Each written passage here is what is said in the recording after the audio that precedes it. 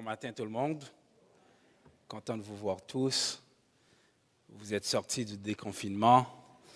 Puis on a des projets missionnaires. Donc je suis heureux d'être ici ce matin. J'ai le privilège de...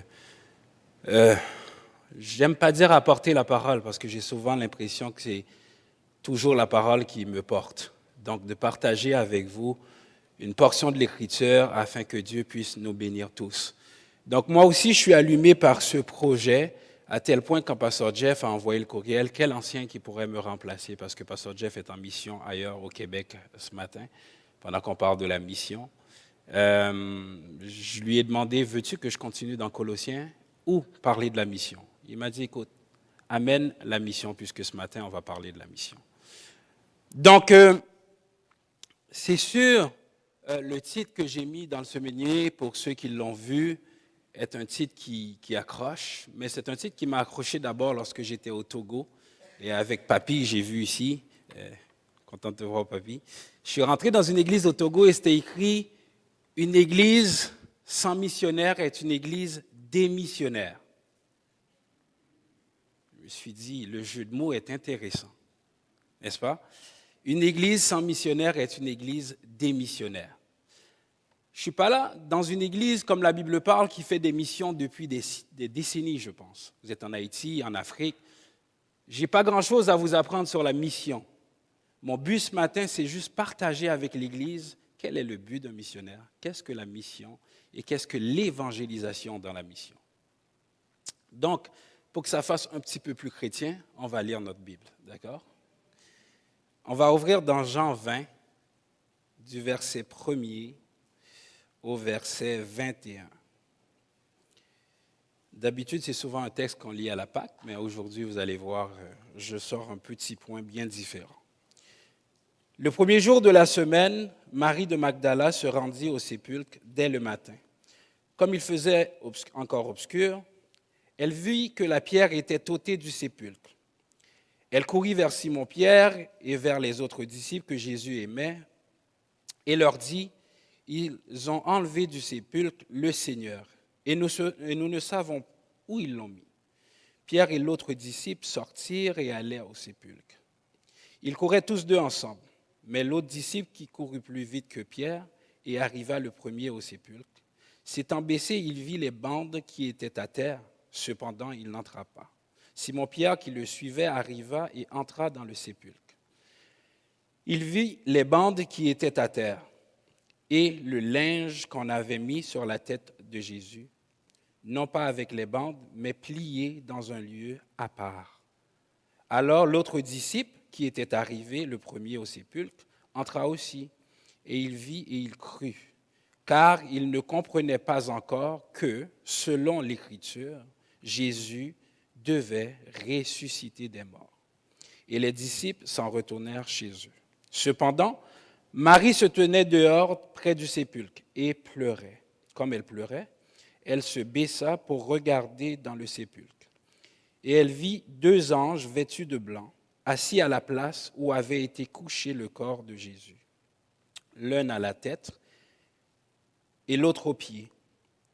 Ils lui dirent, « Femme, pourquoi pleures-tu » Elle leur répondit, « Parce qu'ils ont enlevé mon Seigneur et je ne sais où ils l'ont mis. » En disant cela, elle se retourna et elle vit Jésus debout.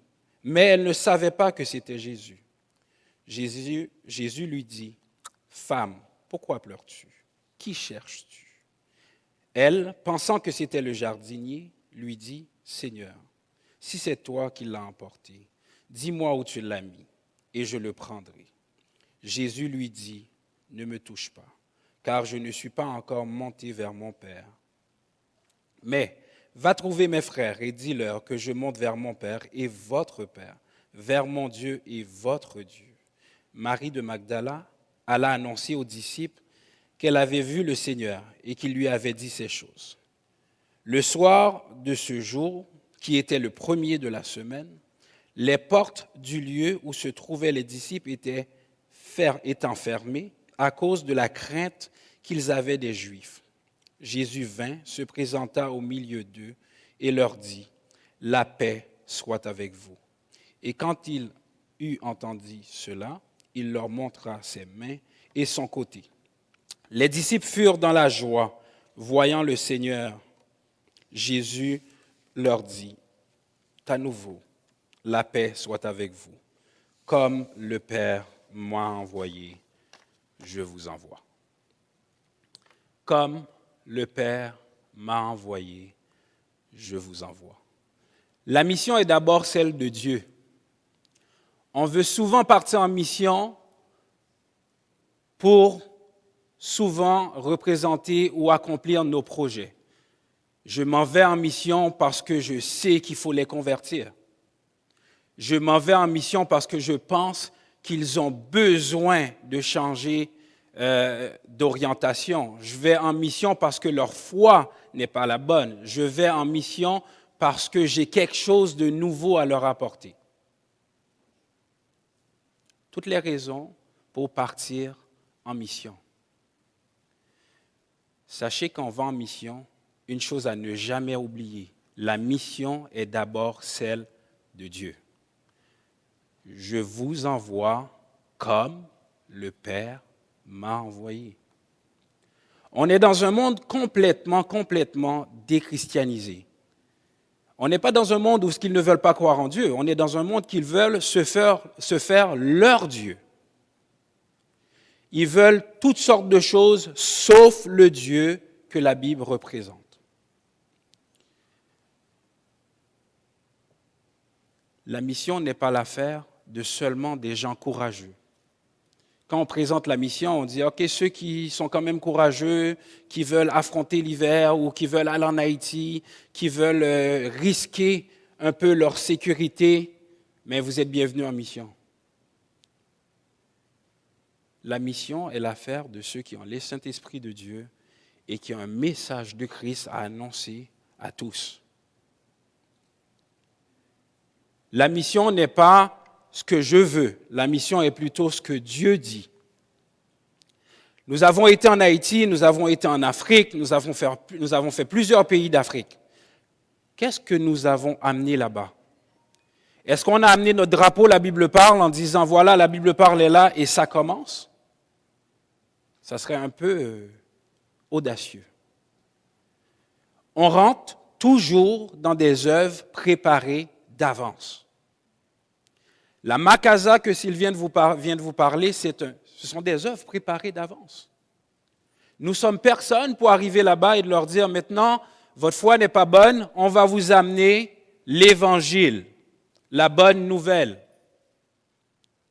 Non, on y va avec ce que Dieu nous donne. Là, à la Makasa, on a l'assurance que Dieu nous amène là.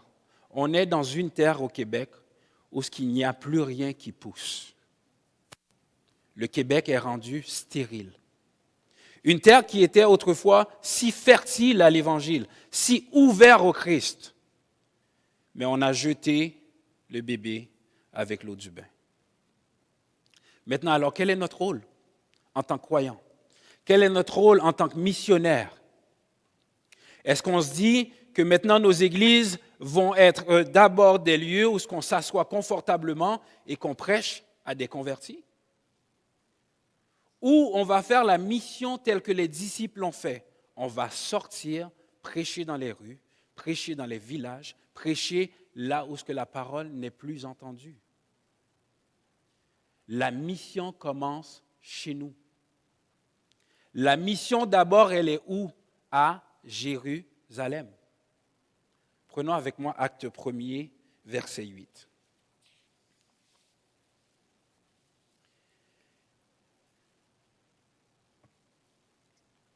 Il dit, vous serez mes témoins. Mais vous recevez une puissance, le Saint-Esprit survenant sur vous, et vous serez mes témoins à Jérusalem, dans la Judée, dans la Samarie et jusqu'aux extrémités de la terre. On a été aux extrémités de la terre. On a fait des missions au Bénin, Cameroun, Togo, Ghana. Qu'avons-nous fait pour le Québec? Qu'avons-nous fait pour la Chute, pour Québec, pour Sherbrooke, pour la Makasa? Est-ce que nous sommes missionnaires chez nous ou ou c'est plus facile d'être missionnaire ailleurs parce qu'on nous connaît trop chez nous? Posez-vous la question. Pourquoi avons-nous si peur de prêcher au Québec? Soyons des témoins d'abord à Jérusalem. Soyons d'abord des témoins à Laval. Soyons des témoins dans notre quartier. Est-ce que si je m'en vais dans le quartier et je dis que je suis de l'église La Bible parle, que les gens vont dire « Ah ouais, on connaît cette église-là, c'est une église missionnaire, il y a des jeunes qui passent dans nos rues, qui passent des pamphlets, ils font des activités, ils nous invitent, ils nourrissent les pauvres, ils aident les malades. » Est-ce qu'ils vont dire ça de nous? Sommes-nous missionnaires chez nous? D'abord, à Jérusalem. Le point aussi qui est important, il va dire, vous serez mes témoins. 3 termes qui vont être quand même récurrents dans le court message que je vais faire, c'est témoin, évangélisation et mission. Mais je vais simplement vous lire la définition que j'ai tirée du livre de Gabriel Monet. Gabriel Monet, oui, ça s'appelle « Vous serez mes témoins », une invitation à la mission, édition Vie et Santé. Les 3 distinctions qu'il fait sont vraiment agréables et vraiment claires. Je vous le lis. Témoin. Qu'est-ce qu'un témoin? D'abord, un témoin, c'est celui qui a vu, assisté à un événement ou qui détient une information vécue. Par exemple, il y a un accident, j'étais là, la police arrive, il me dit « Ok, est-ce qu'il y a des témoins? » « Ah, M. Clairvoy, vous étiez témoin. Pouvez-vous nous dire ce qui s'est passé? » Mais moi, dans l'histoire, je suis au neutre. Je fais juste raconter ce que j'ai vu. Je ne suis pas participatif. Je suis complètement la personne qui rapporte des faits. Je suis un témoin. Mais Jésus ne nous appelle pas à être ce genre de témoin. Et là, il va dire quelque chose qui est vraiment agréable. Mais le témoin biblique n'est pas seulement un témoin oculaire passif, présent lors de l'événement. Bien davantage, il est actif. Il relate ce qu'il a vu ou entendu, il proclame ce qu'il sait. En plus d'avoir vu et proclamé, le témoin biblique exprime sa conviction. Son regard, son interprétation, il s'identifie à la cause et cherche à justifier la vérité. Il n'est pas neutre. Témoigner devient une confession biblique de foi. Enfin, le témoin biblique ne fait pas que parler. L'agir devient partie intégrante de son témoignage. C'est beau, non? On n'est pas juste des témoins, on n'est pas juste venus ou on ne s'en va pas juste en mission pour parler de quelqu'un qu'on ne connaît pas. Beaucoup de gens savent beaucoup de choses de Dieu. Ils savent beaucoup de choses sur Dieu, mais ils ne connaissent pas Dieu. C'est pour ça qu'à la fin, Dieu va dire « Dehors, chiens, je ne vous ai jamais connus ». On n'est pas là pour leur apporter quelque chose qu'on a simplement vu, sans notre vécu. C'est pour ça qu'il va dire aux disciples, attendez, vous allez recevoir le Saint-Esprit et par sa puissance, vous allez pouvoir être des témoins de ce que vous avez non seulement vu de moi, entendu de moi, mais de ce que vous avez vécu avec moi. Alors nous partons en mission pour parler de ce que nous avons vécu avec notre Seigneur. Est-ce que notre témoignage est vrai? Il est vrai si nous nous basons seulement sur le témoignage du Christ qui l'a fait en nous. Maintenant, les 2 autres expressions, évangélisation, mission. Les 2 mots, mission et évangélisation, ont des rapports complexes, empreintes d'attachement et de détachement. Ils ont souvent été accolés pour signifier une même dynamique de communion et de partage de l'Évangile. Dans la pensée populaire, la mission était associée à une association lointaine en terre non chrétienne et assumée par quelques volontaires appelés missionnaires. Alors que l'évangélisation était son corollaire, son évident, en chrétienté. Mais cela ne résiste ni au sens des mots, ni à leur usage biblique. ni même à la réalité historique. Il y a une complémentarité entre les deux notions. Mais elle est d'un autre type et sans qu'il y ait adéquation. Le mot évangélisation découle du grec euangelizo, qui signifie annoncer la bonne nouvelle, alors que le mot mission vient du latin missio, que l'on peut rapprocher de la racine grecque apostello, qui évoque l'envoi. Souvent, le fait d'être envoyé va de pair avec une tâche définie, en l'occurrence, bibliquement, d'incarner la bienveillance de Dieu et de rayonner et de faire rayonner l'Évangile dans le monde. La mission ne se résume donc pas à un envoi physique, mais s'élargit à une démarche globale impliquant un mouvement intérieur de foi qui déborde vers l'extérieur. Au sens strict du terme, la mission est donc plus large que l'évangélisation, qui pourrait être considérée comme une sous-partie de la mission. En même temps, il ne faut pas non plus réduire l'évangélisation à la seule proclamation formelle de tout le processus qui tend à prôner les belles valeurs de l'Évangile. Donc, un témoin, c'est d'abord quelqu'un qui rend visibles les attributs de Christ. Un témoin, c'est quelqu'un qui est motivé par l'amour, la soumission, la volonté de Dieu, par sa parole et rechercher le bien des autres et leur bénédiction. Le livre des Actes, je vous cite quelques versets que vous n'avez pas besoin nécessairement de tourner, je vais aller vite, mais simplement pour vos recherches personnelles. Le livre des Actes est vraiment axé sur le témoignage. Comment partir en mission et le témoignage de Christ. On peut le voir dans Acte 2, 32, Acte 3, 15, Acte 5, 32, Acte 10, 39, Acte 13, 31 et Acte 22, verset 15. Pourquoi la mission? Vous vous rappelez, après un discours de Jésus, qu'est-ce que Simon-Pierre a dit à Jésus lorsque beaucoup l'ont abandonné? Vous aussi voulez-vous partir? Vous aussi voulez-vous quitter? Vous aussi voulez-vous m'abandonner? Et Simon-Pierre va lui dire quelque chose d'extraordinaire, une déclaration vraiment remarquable. À qui irions-nous? Toi seul as les paroles de la vie éternelle.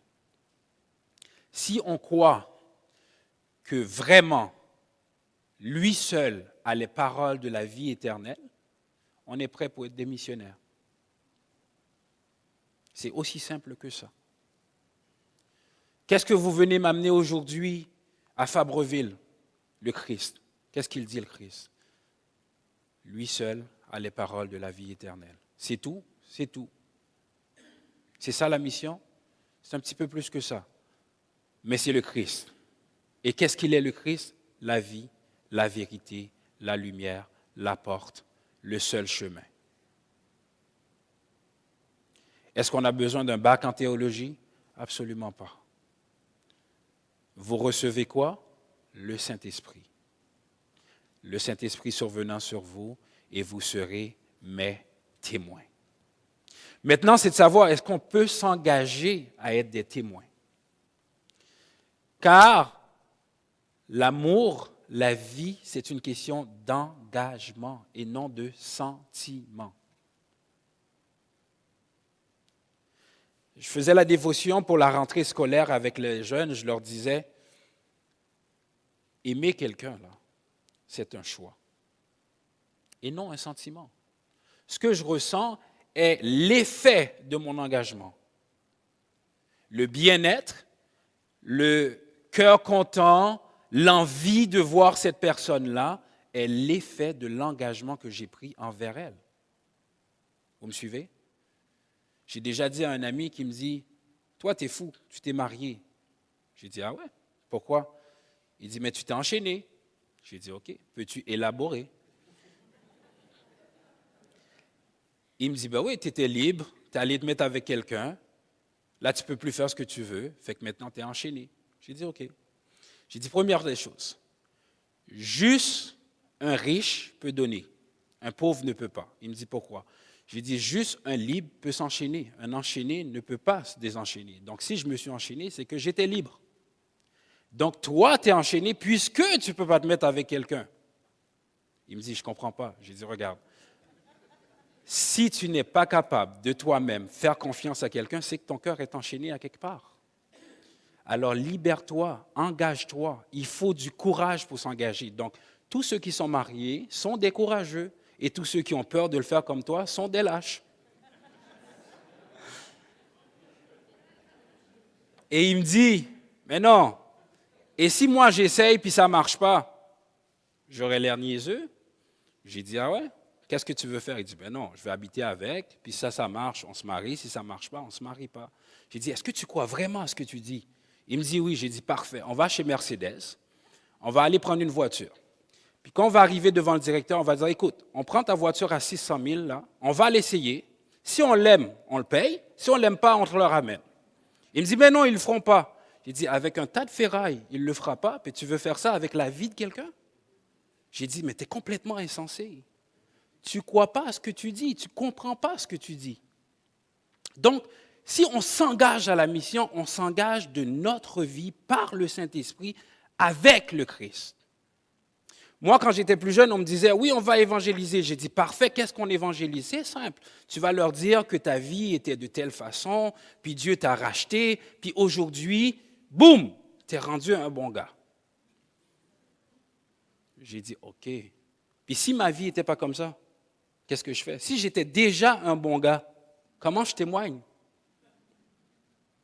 Je dis, mais ce n'est pas ça l'évangélisation. Ce n'est pas parler de moi, mais c'est parler de lui.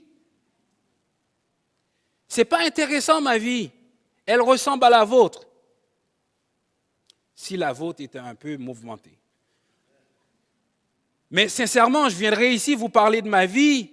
Vous aurez perdu 1 heure de votre vie. Mais si je vous parle du Christ, ça change votre vie. Et la mission ce matin, ce n'est pas pour parler de nous, mais pour parler de lui.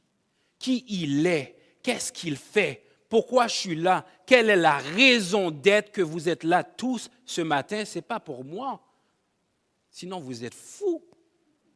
Mais c'est pour lui. C'est pour lui. Et c'est que pour lui que je suis là. C'est par lui que je suis là et que c'est en lui que je suis là. Le conseil qui est là, les administrateurs qui sont là, ils ne sont pas là pour eux. Mais je leur dis tout le temps, ils sont témoins. Si vous vous mettez dans l'anciennat ou dans l'administration parce que vous avez des rêves à réaliser, vous êtes fous. Si vous savez ce que c'est suivre Christ, vous n'allez pas là si vous n'êtes pas appelé. S'il vous plaît, n'allez pas. Il y a plein de belles choses à faire.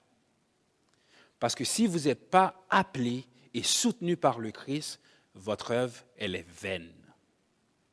Si je viens ici que par moi-même, que par mon esprit, que par l'intelligence, elle est vaine.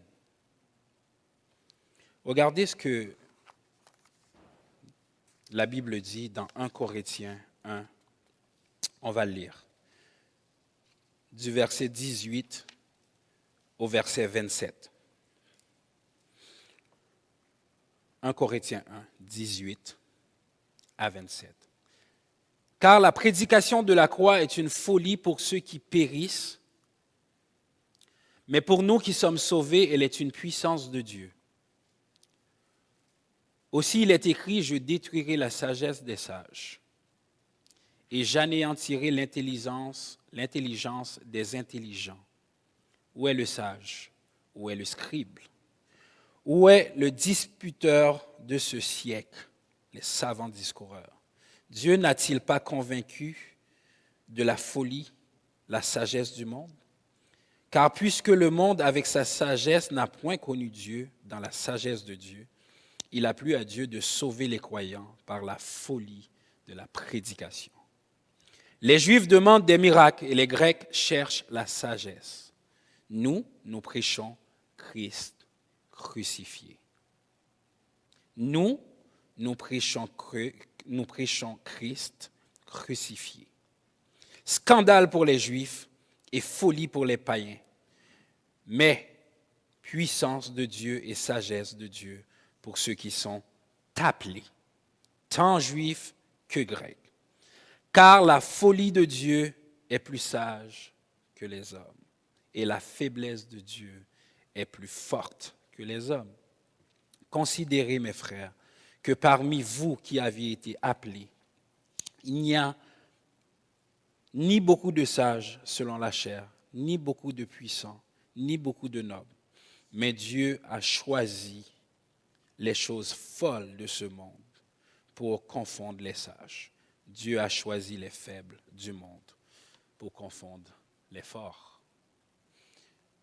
Après avoir lu ça, est-ce qu'on a beaucoup de choses à se vanter?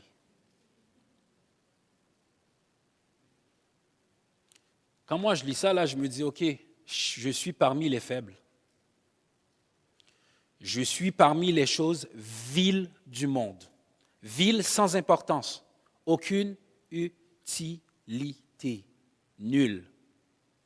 Vous avez maintenant une collection, tout pour les nuls? Mais nous, on serait là. Prédication pour les nuls, mission pour les nuls, envoi pour les nuls, prédication pour les nuls, tout pour les nuls. Mais Dieu prend ces nuls-là et il en fait sa gloire. Il en fait sa gloire. Donc, je n'ai rien à me glorifier. Je ne vais pas en mission pour mes propres désirs. Je ne vais pas à la Macasa partager la parole parce que j'ai l'impression d'être plus intelligent que les autres. Des sages, il y en a. Des docteurs, il y en a plein. Il y en a une tonne. Il y en a un panier plein. Des scientifiques, il y en a. On vit dans un monde et surtout dans une province où quand il y a quelque chose qu'on ne comprend pas, on ne fait pas comme autrefois, on n'appelle pas un prophète, on n'appelle pas un homme de Dieu, mais on appelle un scientifique. Comme si la science avait toutes les réponses du monde. J'ai rien contre la science. Mais la science d'un Dieu, il ne voit qu'un seul œil. Il ne voit pas complètement. Car le scientifique, c'est Dieu. Le Créateur, c'est Dieu. C'est lui qui a toute science, tout savoir. J'ai rien contre ceux qui croient à la science. J'espère jusqu'à la fin des temps, elle pourra vous sauver. C'est tout. Si ce n'est pas le cas, tournez-vous vers le Christ. Il est le chemin, la vérité, la vie. On a un Dieu missionnaire qui nous appelle à la mission au Québec. Pendant la pandémie, on n'a pas pu sortir. Pendant la pandémie, on n'a pas pu quitter le pays. Là, de plus en plus, il y a certains vols et tout, on peut un peu quitter. Mais qu'avons-nous fait pendant ces 5 derniers mois confinés pour le Québec? Est-ce que nous nous sommes dit que ce sont 5 mois de vacances, ou que le diable aussi prend des vacances? Ou est-ce qu'il ne tente plus personne? Le diable a attrapé la COVID, puis il est couché. Absolument pas. Je vous encourage ce matin à être comme notre Dieu, un Dieu missionnaire. On a Dr Stéphane qui est après nous, un gars qui s'est consacré à la mission. Pas seulement lui, sa famille, ses enfants. Vous imaginez, Dieu vous appelle à la mission et vous amenez tout le monde avec vous. Est-ce que maintenant quelqu'un peut dire à Stéphane, est-ce que tu crois vraiment à la mission? Stéphane, si on te pose cette question-là, réponds pas. C'est une question rhétorique. Quelqu'un qui donne sa vie, c'est quelqu'un qui y croit. C'est quelqu'un que l'Esprit, le Saint-Esprit l'habite pour les autres. Il donne sa vie pour les autres. Le missionnaire donne sa vie pour l'autre. Il sort de son confort pour soigner l'autre. Il sort de son confort pour donner un peu de réconfort à ceux qui n'en ont pas. Mais ça, c'est le rôle de l'Église. C'est le rôle de tout croyant de sortir de notre confort afin que la parole soit proclamée. Quand on regarde les discours de Jésus, je n'ai jamais vu, à moins que je me trompe, il y a des théologiens, vous allez me dire, c'est dire, Jésus bâtit une église, s'assoit et attend que la foule arrive pour leur prêcher. Jamais. Il sortit parmi la foule et proclame la parole. Il dit aux disciples, allez faire de toutes les nations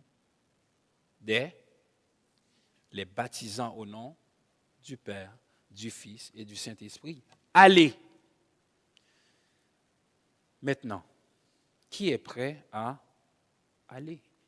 C'est un impératif.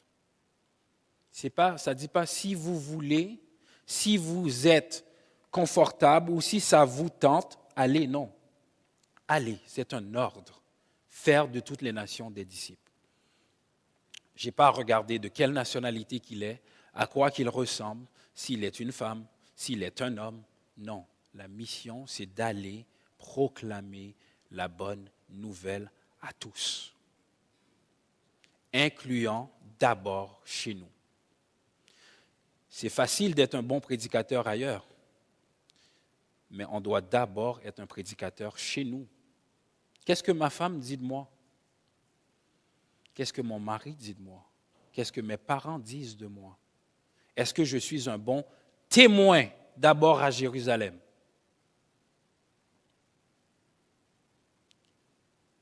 Québec, il faut se lever. Les croyants au Québec, je vous le dis, il faut se réveiller. Je parle de témoin, je ne suis pas témoin de Jéhovah, mais je vais utiliser un terme qu'ils utilisent souvent, réveillez-vous. Ou réveillons-nous. On dort, on ne sort plus, on ne marche plus, on n'a plus de projet, on n'évangélise plus. On dirait qu'on s'est assis, on s'est dit, écoute, on va à l'église, ça nous va. S'ils sont sauvés, tant mieux pour eux. S'ils ne le sont pas, tant pis. Non, non, non, non. Je suis désolé. Nous avons une responsabilité, c'est de proclamer la parole de Dieu. Bon temps comme mauvais temps. Ce n'est pas un choix. Je vous envoie comme le Père m'a envoyé. C'est le message. Il nous envoie comme le Père l'a envoyé. En conclusion, je vais vous lire un autre extrait. Vous allez voir comment notre Dieu se présente comme un Dieu missionnaire. Et son but, c'est le même qu'il nous demande. C'est de ramener le peuple de Dieu à lui. Le péché nous a séparés de Dieu. Le péché nous a complètement mis KO. À moins qu'il vienne par le Christ nous sauver, par sa rédemption, par la justification. On est mort. Et si ce n'est pas Christ qui nous redonne la vie, mais on reste mort. Mais Dieu, dès le commencement, il a voulu rétablir. Regardez ça. Or, dès la première apparition de Dieu, après le péché, il se présente comme un Dieu missionnaire. Après avoir mangé le fruit défendu de l'arbre de la connaissance du bien et du mal, Adam et Ève prennent conscience de leur nudité. C'est déjà bien. Ils se remarquent qu'ils sont nus. Beaucoup au Québec, je parle avec des gens, il y en a qui me disent même, je ne suis pas pécheur. De quoi tu parles? Je ne suis pas un pécheur. Pourquoi je suis un pécheur? Ils ne se rendent même pas compte qu'ils sont des pécheurs. Donc, eux, ils remarquent qu'ils sont nus. Ils en ont pris conscience. Leur nudité est par là même de leur situation d'indépendance. Le péché ayant entraîné la rupture de la relation d'intimité naturelle avec Dieu. C'est pourquoi ils vont se cacher. C'est alors que Dieu, le Dieu missionnaire, entre en scène. Il prend l'initiative d'aller à la rencontre des humains. Il s'envoie lui-même pour ouvrir la voie à la restauration et à la relation qui a été brisée. Ils entendirent la voix du Seigneur Dieu qui se promenait dans le jardin au souffle du jour. L'homme et la femme se cachèrent devant le Seigneur Dieu au milieu des arbres du jardin. Le Seigneur Dieu appela l'homme et lui dit, « Où es-tu » ?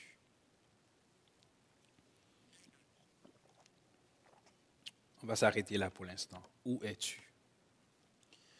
Imagine une voix qui retentit du ciel ce matin, en ce moment même, puis qui dit, l'Église, la Bible parle de Laval, où es-tu? Mon peuple meurt à Fabreville. Mon peuple meurt à Laval. Mon peuple meurt. Où es-tu? Est-ce qu'on va répondre, on a peur et on s'est caché? Ou allons-nous répondre, oui Seigneur, me voici, envoie-moi? Deux réponses possibles. Mais imaginez-vous à chaque fois que vous allez voir quelqu'un, que vous avez l'opportunité de lui annoncer l'Évangile et que vous ne l'avez pas fait, dites-vous qu'il y a une voix du Seigneur qui demande, « Où es-tu? Qu'as-tu fait de ma parole? Qu'as-tu fait de ce que je t'avais demandé? » Et Dieu se présente ici pour demander à l'homme, « Où es-tu? » Dans Genèse 3, 8, 9. Voilà une question qui s'agit comme le paradigme du Dieu missionnaire. Un Dieu qui cherche l'homme et la femme pour tenter de renouer le fil du dialogue. Où es-tu? C'est l'affirmation d'un Dieu qui est tout sauf indifférent au désir d'autonomie des humains, parce qu'il sait que cela représente une impasse. Où es-tu? C'est l'expression de la conjugaison de deux libertés. Celle de Dieu qui prend la peine de venir à la rencontre d'Adam et Ève pour tenter de poser les bases d'une relation changée mais potentiellement renouvelée. Celle du premier homme et de la première femme qui peuvent chercher à se cacher indéfiniment ou oser faire face à face avec le Dieu transformateur qui ouvre le chemin de la réconciliation. Ce matin, Dieu nous ouvre un chemin grand vers le Québec. Avoir un bâtiment dans un secteur, comme Sylvain a dit, où ce que les gens viennent et nous disent, on a hâte que l'Église ouvre. Entendre ça au Québec, là, c'est déjà assez pour aller en mission. À quelque part au Québec, on te dit, on a hâte que l'Église ouvre, tu sautes là-dessus. C'est un rabais. C'est un vrai rabais. Tu sautes là-dessus. J'étais là-bas et les gens disaient, « Hey, c'est quand ça va ouvrir et on a hâte de venir. » Il y a même des gens qui vont à l'église, je pense, à quelques kilomètres de ça, de là, qui ont dit, « Écoute, mais si vous ouvrez, nous, on s'en vient ici. » Les jeunes, c'est un champ missionnaire pour vous. Il y a beaucoup de choses à faire à la Macasa. L'église est tellement bien située. Il est vraiment dans le village. À côté, on a la poste. En face, on a la maison de la culture. À côté, en face, en diagonale, on a la rue. On a la mairie. Puis, on a un parc en face, une boulangerie. On a un presbytère. Écoute, si vous voulez vous investir, Dieu vient de nous ouvrir un champ missionnaire à Jérusalem. Si vous voulez partir en mission, il y en a. Il y a la Chute, il y a la Macasa, il y a Québec, il y a Saint-Jean, il y a Sherbrooke. Québec au complet a besoin d'entendre parler de Jésus.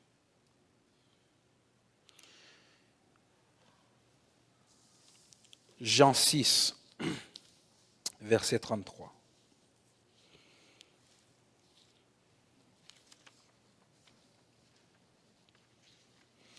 On est dans un pays qui est tellement riche, un pays où ce qu'on peut se dire, qu'est-ce qu'on mange aujourd'hui, n'est-ce pas?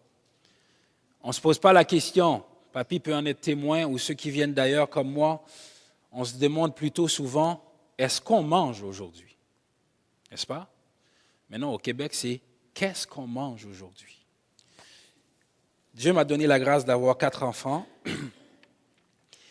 et mes enfants sont des gâtés pourris.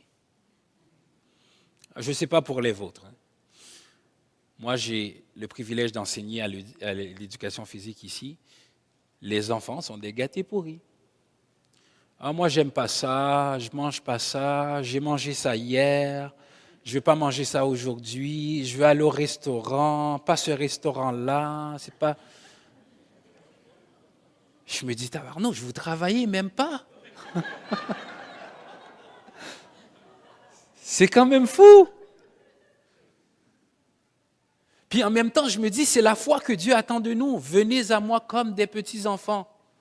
Venons et demande-moi comme un petit enfant.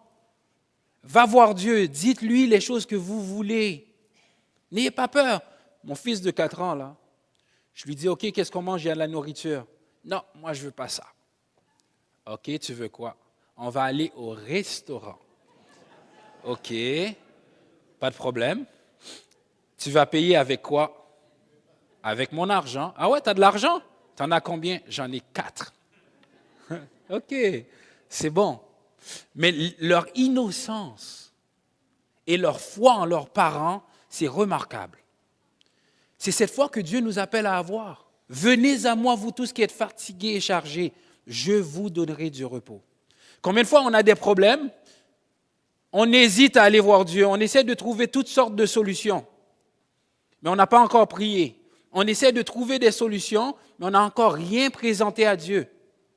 Mais pas nos enfants. Nos enfants ont un problème, ils vont voir qui? Leurs parents. Papa, mon jouet est brisé. Peux-tu le réparer? Mais c'est toi qui l'as brisé. Oui, mais c'est toi qui le répares. C'est plus son problème, c'est rendu mon problème. Mais la vie chrétienne, c'est ça. Nos problèmes ne doivent plus être nos problèmes, mais les problèmes de Dieu. Les missions ne sont pas nos missions, mais les missions de Dieu. C'est ça la foi. La foi est une ferme assurance des choses que l'on espère et une démonstration de celles qu'on ne voit pas. Mes enfants ne se sont jamais posé la question « qu'est-ce qu'ils vont manger ?» Ils se lèvent, ils ouvrent le frigo, ils mangent. Puis quand il n'y en a plus, ils m'appellent au téléphone pendant que je suis au travail. « Papa, il n'y a plus de lait. » D'accord. Comment ça, le lait est fini? Ben, on a pris. OK. Donc, tu vas amener du lait? Non. Ben oui, il faut que tu en amènes. Il n'y en a pas. Pour eux, c'est une évidence. Moi, je n'ai pas le choix. Mais j'admire, ça me donne la foi. J'aimerais avoir une foi comme ça en Dieu. Je me lève, Seigneur, aujourd'hui, je n'ai pas d'argent. Alors, j'attends que quand je vais faire mon mot de passe, que ça tourne, et quand j'ouvre mon compte, que tu pourvois.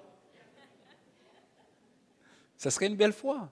Mais Dieu nous appelle à cette folie, à croire en lui sans limite, à croire en lui sachant qu'il le peut. L'or et l'argent lui appartiennent.